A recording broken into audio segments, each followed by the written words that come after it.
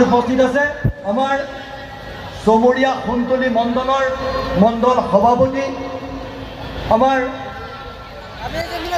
দিগমানন্দ ঠাকুৰীয়া ডাঙৰীয়া লগতে গৌৰৱ নালাগে। জানেনে আপোনালোকে আমাৰ মুখ্যমন্ত্ৰী ডক্টৰ হিমন্ত বিশ্ব শৰ্মাদেৱে যি কয় সেয়া পালন কৰে, সেই কথা জানেনে? জানে? I love you.